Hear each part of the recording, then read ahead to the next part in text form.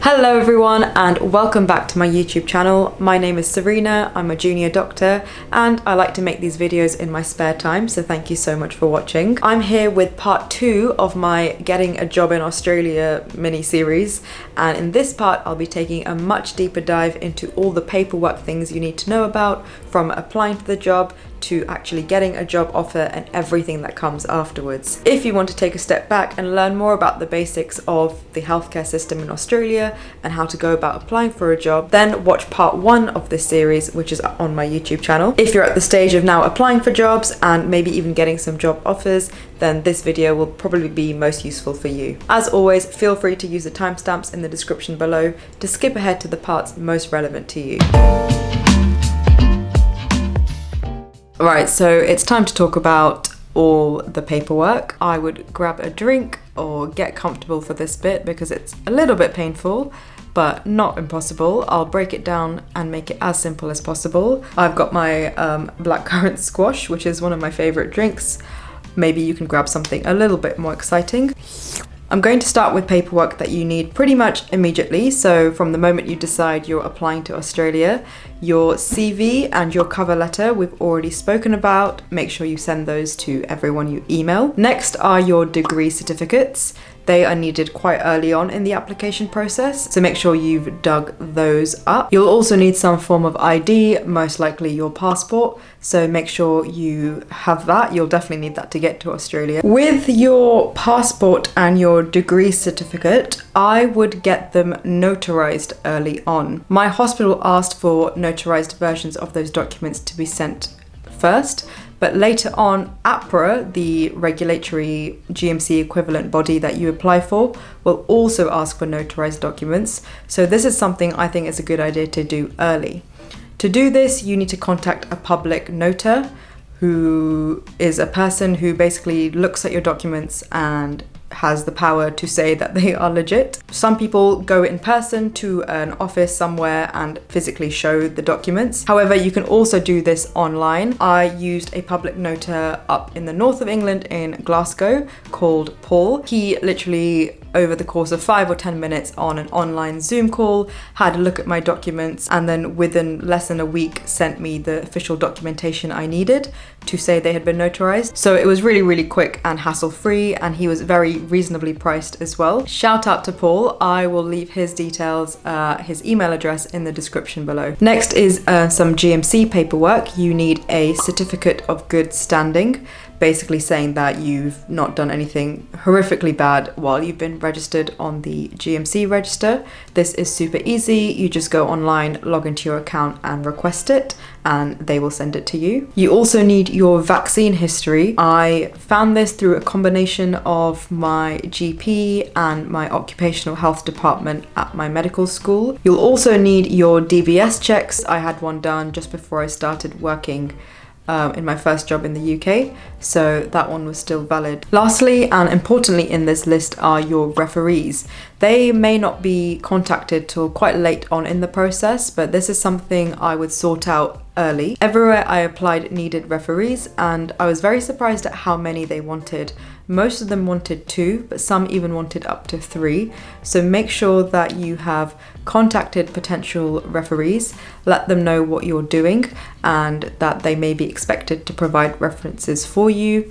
Also, make sure you have their contact details, so their email addresses and their phone number or their secretary's phone number, because you need that information to put into your applications quite early on as well. I used my clinical supervisor and my educational supervisor, and also a consultant that I worked quite a lot with on one of my jobs, because I needed 3 for the job I actually ended up getting. Okay, the next section is about the paperwork that you need to know about when you're a little bit more deeper into your Australia journey and you actually have a job offer. I'll be getting pretty specific, so feel free to come back to this section when you are at this stage, or if you just want to know a bit more about what lies ahead should you get to this position, then keep watching. I'm actually going to need to get some more squash to get through this bit. Quick note that obviously I'll be talking about the process I went through. I'm sure it will stay largely the same in years to come, but there may of course be minor changes. Hopefully most of this stuff is still relevant though. So first things first, you need to get provisional registration in Australia in order to be able to work here. This is where it gets complicated because there are two organizations that you need to get involved with in order to get this provisional registration. First is the Australian Medical Council, the AMC. Essentially, they are the organization that verify your identity and verify your degree certificates to make sure that you are legit to apply for registration here. Next is the Australian Health Practitioner Regulation Agency, AHPRA. This is the equivalent of the GMC in the UK. They are the regulatory body that actually give you the provisional registration in order to work here. You first need to get yourself verified for the AMC. They will tell AHPRA that you're a good egg, and AHPRA will then give you your provisional registration. Minor curveball, you need yet another platform to make that process actually happen. Enter EPIC. EPIC is the electronic portfolio of international credentials, which is actually an American service that the AMC use to verify you. This process involves going on the EPIC website, making an account, and letting them know that you require verification for the AMC. First, you upload your ID, and then you have this webcam appointment with a public notary who verifies that document and verifies that you are basically a real human. You then upload your EPIC identification form, the EIF form, onto EPIC. Then this gives you the clear for further verification of your degree. This involves basically uploading your degree certificate, and EPIC actually contact your medical school directly to verify this degree. They will then tell this information to the AMC. So again, in a nutshell, you first make an EPIC account, you verify your ID through this online webcam system. This gives you the clear to upload your degree certificate, which EPIC will do with your medical school directly and tell AMC that you are in fact a qualified doctor. For me, this process took around 1 to 2 weeks. I started it at the end of March and it was done in early April. When you sign up to EPIC, you'll be given an EPIC ID, and this is a number that you need for the next step. Step 2 is registering for the AMC. As this requires your EPIC ID number, you can't do that until you've registered for EPIC. When you've made an account on AMC using your EPIC ID, EPIC can send your verified medical degree straight to them. After this comes step number 3, which is actually applying for your registration through AHPRA. As discussed, they are the regulatory body for healthcare practitioners in Australia and will give you the registration that allows you to practice here. Applying for AHPRA registration involves, yep, you guessed it, yet another form. This is the AHPRA 30 form, and it is very long, but to be honest, most of it is quite straightforward. You'll have most of the information you need already, things like your EPIC ID number, your AMC number. The not so straightforward part of this is the long list of attachments that you have to send with the form. You should have most of the documents you need to attach, but there are just a few other extra things you need to know at this stage. If you scroll to the end of the form, you will see this list of attachments that you may need, and some of them say specifically that they must be certified copies. This means you need them notarized. I needed my passport and my degree certificate notarized, which I had already done for my initial stages of applying for the job, and we've already talked about ways you can have that done. The next thing you need to do is to get a criminal check that is valid for AHPRA. This can be done through one of two bodies. There is the AIS and the Fit to Work. I don't think there's a huge difference between the two. It took about 1 week for my criminal health check from AIS to come through. The rest of the attachments are pretty straightforward. It includes a signed and dated copy of your CV, your letter of job offer, your position description, and obviously those job-specific documents your hospital should have sent you. A quick thing to highlight from this form, there is also a section asking if you have indemnity.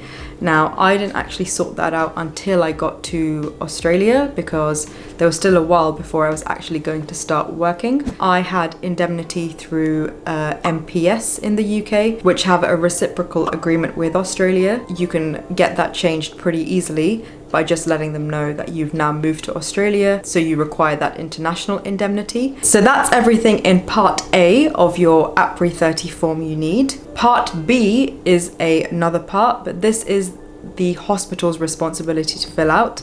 They will fill out Part B and send it back to you. They will also complete the SPPA 30 form, which stands for Supervised Practice Plan or something along those lines. So to recap, you will have filled out Part A and made sure you've got all the attachments you need. Your hospital will fill out Part B and send you the SPPA 30. You will send all of that to AHPRA, and that is your AHPRA application done. For a rough idea of time, I sent mine in on the 23rd of April and I received my approval on the 25th of June. So that took pretty much 8 weeks. But big hot tip here is to make sure you chase them. I hadn't heard anything for a really long time and I had friends who were hearing back sooner. So I literally called or emailed them asking what was going on, and they sent back a message saying I will hear from them shortly, and pretty much in less than 24 hours they'd approved me, which makes me think that possibly if I'd called earlier it would have been approved earlier. So make sure after, maybe 4 to 6 weeks you definitely chase them and ask them what's going on, as it might speed up the process a little bit. Next up is the visa application. There is a little bit of debate of when to apply for this. Some people say you should wait for your AHPRA approval to come back and then apply for the visa. I think this is what you're meant to do, but I have friends who started the visa application alongside their AHPRA application because both take so long and require different parts of information. You can kind of start the visa application alongside your AHPRA and fill in your AHPRA numbers and things that you'll get after approval as and when they come through, and that can sometimes speed up the process. I actually waited for my AHPRA to come through before I applied for my visa, but I have friends who did them both together and they both seem to work, so whatever you prefer basically. I was told to apply for the Temporary Skills Shortage 482 visa. That's the visa that I'm on. There are a few things you need for your visa application. One that you can prepare well before you even apply for your visa is your travel history. For some reason, you need a 10-year travel history for your visa application. 10 years. This took me a really long time to put together, and because I knew it was part of the application, I started it quite early so that it was ready to go by the time I was ready to apply for the visa. Next, you need a sponsor nomination. So that is your employer. They are sponsoring you to come to Australia and work here. That doesn't mean sponsor in a monetary sense. They're not paying for your visa. They are just supporting you in your application and saying that yes, this person needs to come to Australia and fill this gap for us. That will come with a transaction reference number, which you need to input into your visa application. Next, you also need a health check, which can't just be, your doctor friend giving you a quick once over. It has to be from specific clinics in the UK. I believe there's not many. My closest one was in London in Knightsbridge. And yes, it's a private health check, and yes, you have to pay for that. So it includes like a physical examination, a chest x-ray, and some blood tests. Once that's done, they'll give you some sort of number or code or something, which you have to put into your visa application as well. Finally, you need another criminal check, because guess what? The one you've already done and paid for AHPRA, was it, is not valid. So you need to do it through another body called AHPRA, which stands for, who even cares anymore, just Google it. Essentially, it's just another criminal health check to make sure that you definitely aren't a criminal. You also need your AHPRA number, which is why I say to do your visa application after your AHPRA comes through. But some people just filled everything that they could and sent the application off, and then sent their AHPRA details later as and when they had them, and that seemed to work. So that's also an option. My visa application process didn't take as long as I thought it would. I submitted it on the 15th of June and was approved on the 10th of July, so that's about 3 or 4 weeks in total. And that was it. Then I was free to walk into Australia after battling through the internet trying to find flights that were running during COVID, and then a 14-day quarantine, and then filling in yet more paperwork when I actually got to the hospital. But most of that should be a lot easier for you. The international borders are now now open, so there should be way more flights, no quarantine, which all added a lot more stress and a lot more paperwork to my situation, but hopefully that's one headache that you won't have to deal with. The final bit of information I want to share with you, importantly, are the costs of all this admin. So I've just gone through looking at my bank statements and receipts and worked out how much everything costs. So making an EPIC account cost £95. The EPIC document checking service was £73. The AMC registration fee was £260. The AHPRA provisional registration cost £447. The visa application costs £698. The notary, who notarized all of my documents I needed at all stages, cost £70. The AHPRA police check, which I needed specifically for the visa, cost £80. The AIS check, which I needed for AHPRA, cost £91.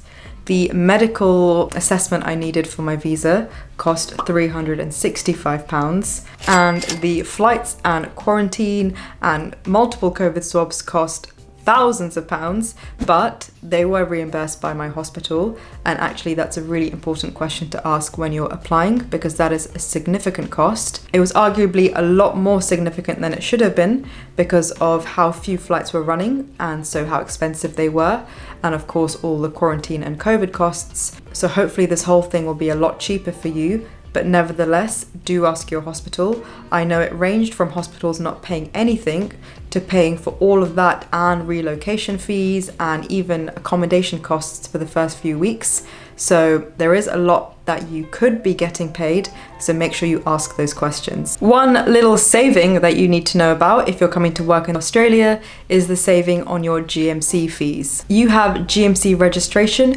and a GMC license, and you can choose to relinquish your GMC license and save money on not having that going while you're in Australia. When you choose to relinquish your license, it means you can't practice in the UK, but you're still on the GMC register, so you're still eligible to practice in the UK if and when you return. The best thing about relinquishing your license is that it will save you hundreds of pounds, and it's very easy to reverse if and when you come back. To relinquish it, all you do is send the GMC an email or give them a call and they'll talk you through the steps. And to go back, you ask AHPRA to send GMC a certificate of good standing for you, and you'll have your license reinstated that way as well. You can also relinquish your whole registration, which will save you even more money.